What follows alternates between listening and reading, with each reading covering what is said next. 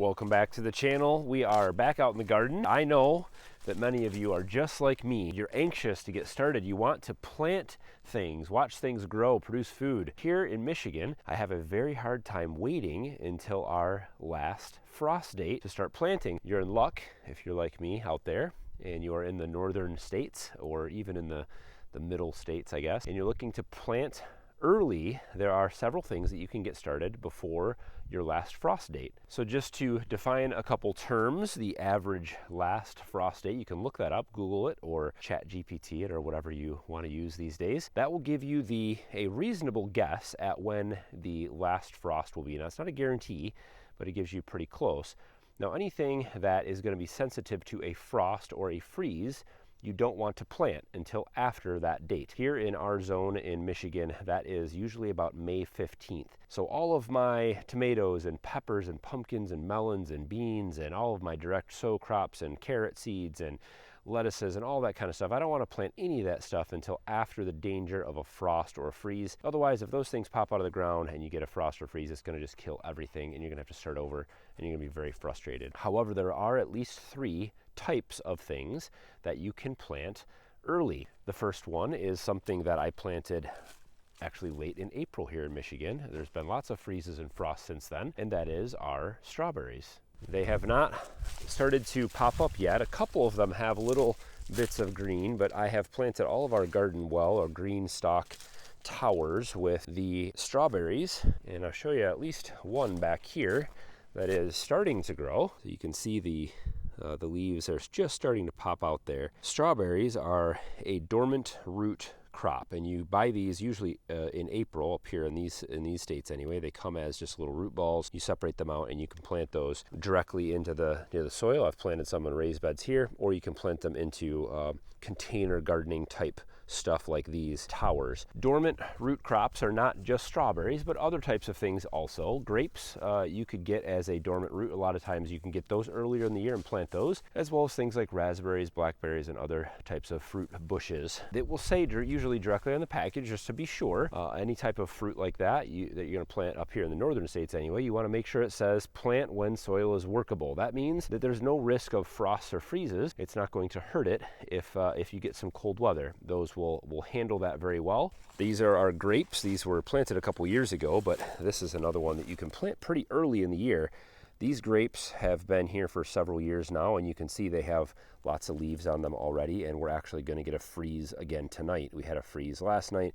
There's been lots of freezes and frosts, and it has not damaged these at all. These handle that type of weather very well. That's also true with these raspberries. You can see that these have all leafed out early in the season, and these are not affected by the frost or freezes at all. Those handle the colder or earlier season very well. So those are all things that you can get started very early in the season. One of the other problems that I always run into when I'm gardening that this can help resolve is I never have enough time. If I have to do all of it at once, it could take several days of planting and working and prepping the garden. But if I can break that up into smaller chunks, get a lot of these things planted earlier, then that's done and out of the way. And then when the time comes, I can focus on other things. The next one, and one of my favorite things to plant every year, one of the very easiest things to grow, especially in raised beds with nice fluffy soil like this. If you want to check out the video on the soil mixture that I use and have used in these beds and used for many years, I will put a link to that video. Seed potatoes. These are something that you can plant very early in the season. In fact, it will tell you right here, potatoes may be planted as soon as the ground is workable in early spring. They prefer soil temperatures of at least 45. Potatoes can tolerate light frost. There's a potato. I had a lot of these left in here from last year. If you saw that video that I did not get harvested out of here, and so they're starting to grow back, and you can see that these have been here. This probably popped out probably last week, and there has been several freezes, and it has not hurt these at all. So I'm going to actually fill this bed out with some more seed potatoes, make sure we've got a nice full bed of potatoes here, and we're going to do the one over here as well. These are often my potato beds, and depending on how many I have space left over, I may fill some of this bed here with some potatoes as well.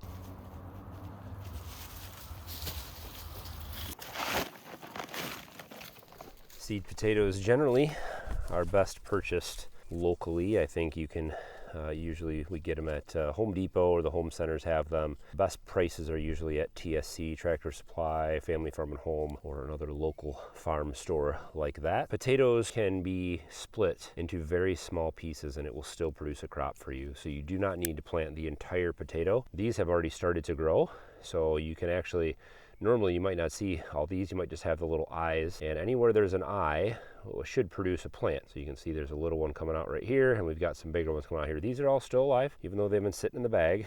So we'll cut these potatoes into smaller pieces. So we'll just plant about half of that one, another half of that one, even though there's a couple. This one's got a lot of eyes growing here, so we'll cut this one into several pieces. And I can go another one here.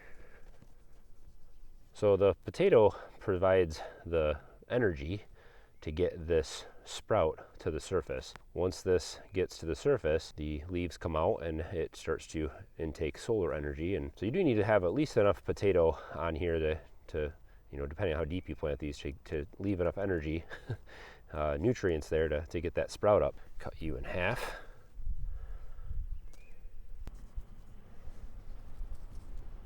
Yeah, I think we can get 3 out of that one.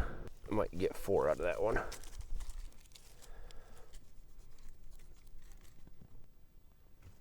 And generally, I'll lay all these out, just spread them out throughout the bed. And you want the sprout that's coming out of them, or the eye, to be facing up towards the surface. So if we're going to plant this one right here, we would dig down, usually get a good size hole, put that at the bottom, and then cover it up. That'll find its way to the surface. Usually I'll go 1, 2, 3, and we'll do rows of 3 just like that. But I've got some that are already growing in here, so we'll have to spread them out a little oddly here.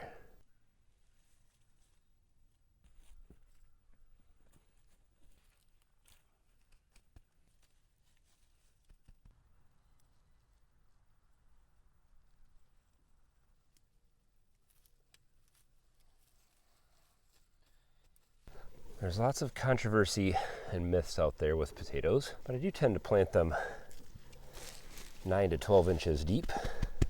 And I will come back next week and I will actually put some compost in here on the top. So that's usually how I'm gonna amend the potatoes, is plant them early and then come in with some compost once we get into the season just a little bit and amend them on the top. That's that. This is gonna be a packed bed of potatoes. I tend to plant potatoes fairly densely because they're going to grow up into one solid crop here, and they will drown out all of the weeds. I may have to weed this a little bit early in the season, but after they get about this high, it'll be a solid crop here, and they will shade out all the weeds, and they'll just grow until the end of the season. Planting them early this way, planting these in Michigan anyway, towards the end of April, you could technically get 2 crops. So you could harvest these in about July, mid or end of July, replant, and then you'll actually get a second crop. So we have one last crop to plant here in our raised beds and our early season planting. This is our before our last frost, or before our average last frost planting, and that is onions. Onions usually come in what would be called an onion set. This is a starter bulb that will be planted in the ground. These are very easy to plant. You'll lay them all out here and just push them in about 1 inch or 2 into the soil. And then I will come back and again top dress this same raised bed with a little bit of fertile soil, some compost mixed with some other loosening agent, whether peat moss or sand. So these are yellow onions. These are just the onions that I chose to plant, the onions that we use or eat the most. These will take a full season to grow, and they do generally need a little bit of support, and the stalks can fall over and kink, and then it stops them from growing. So we'll worry about the support later, but right now we're going to plant the end of at least this bed and possibly that bed if we have enough. But you can see here, this is an onion that somehow accidentally got planted in the row here. I'm not sure how, but this has been here since last year. This popped up very early, and again, you can see this has made it right through freezes and frosts with no real problem. It does have a little bit of damage on it, probably from animals eating, but it definitely survived the frost. So onion sets are another early crop that we can plant. There are 80 of them in this package, and a nice thing about this too is that these are guaranteed to grow. if you purchase them before June and get them planted, they have a guarantee. So I'll take a picture of this package and the UPC here, and if we have a bad crop or if we have some that don't grow, they'll give you some money back or give you another bag. Also, something to note is this is our north side of the bed here. This is the south side of the bed. I always am mindful of taller crops. The potatoes, those are going to grow real tall and bushy, and I want those in the back on the north side. And the shorter crops, whether I'm going to grow, sometimes I grow carrots or radishes in the front part here, or onions, these are going to grow shorter, and so I don't want them to get blocked or shaded by the taller crops. So the taller stuff goes on the north end, the shorter stuff goes on the south end.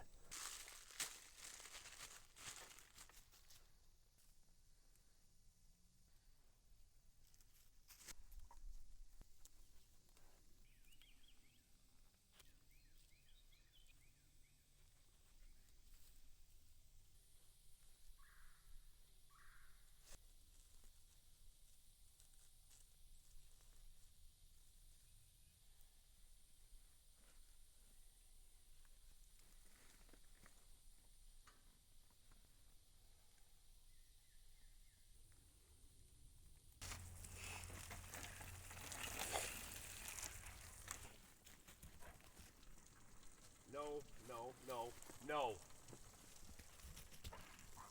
And there we have it, a whole lot of potatoes and onions planted, and we are way ahead of the game. Lots of strawberries, and all the towers are all full of strawberries.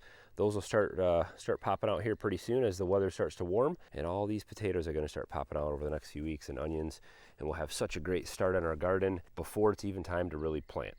Hopefully this gave you some ideas and encouraged you guys to get out there and get that garden planted as soon as possible. Lots of things you can plant before the last frost or freeze dates in your area, and lots more gardening and planting things to come on the channel. We have lots of trellises to build for all these grapes. We have lots more raised beds and soil mixes and paths and wood chips and different types of gardening styles, and all of that stuff we're going to be going through over the next few weeks here as gardening season gets in full swing up here in Michigan. Let me know what you guys think. What do you plant early wherever you are? Now, if you're one of those people that lives in Georgia or Florida or something like that, you're just lucky because you can just plant all the time. Let me know what you guys think. Thumbs up on today's video. Thanks for tagging along. Lots of gardening stuff to come. I hope you guys are enjoying this, and I hope it encourages you to get out and grow some of your own food. We'll see you next time.